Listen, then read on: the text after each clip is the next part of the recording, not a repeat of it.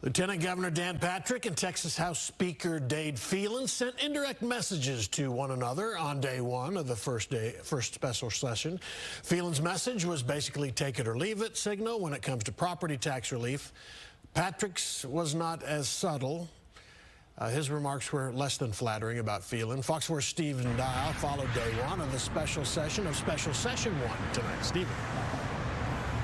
And it really was the special feud between the House Speaker, Dade Phelan, and Lieutenant Governor Dan Patrick. And it's only looking like it's going to get messier. But late tonight, Governor Abbott weighing in and taking the side of Phelan when it comes to property tax relief. Dade's a challenge. But I'm not asking him to be replaced. I'm not asking him to resign. In a post-regular session press conference, Lieutenant Governor Dan Patrick did not hold back his frustration with the Texas House, specifically its leader, Speaker Dade Phelan. This should be easy. It's 3 Republican leaders. This should be easy.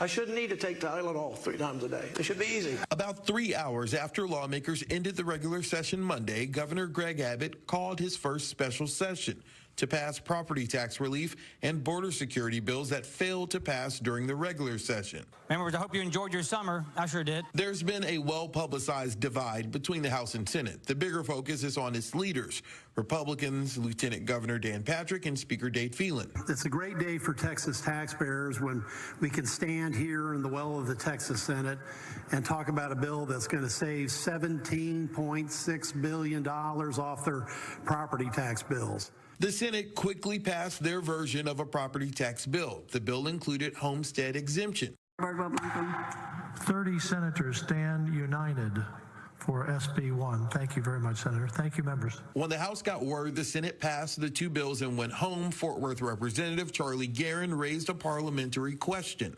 And I think I heard that these measures contain provisions relating to resident homestead exemption.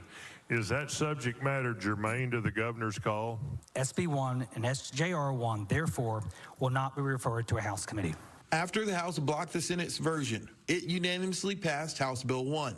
The governor has been pushing for relief that, for example, would cut property taxes for the owner of a $300,000 home by $1,300 over the next 2 years. The governor directed us to act upon legislation that cuts property tax rates by reducing the school district maximum compressed tax rate, and HB 1 does exactly that. The House also passed HB 2, a second priority bill for Governor Abbott in reference to human smuggling.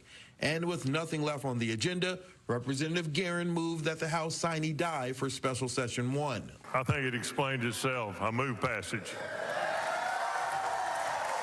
Is there objection? The chair hears none. The House stands adjourned sine die, pending the receipt of messages, signing of bills and resolutions, and completion of administrative tasks. Minutes after the House ended their special session, Governor Abbott sent a statement that appears to show him taking Phelan's side, not the lieutenant governor's, saying, quote, "The Texas House is the only chamber that passed a property tax cut bill that is germane to the special session that I called to provide Texans with property tax relief."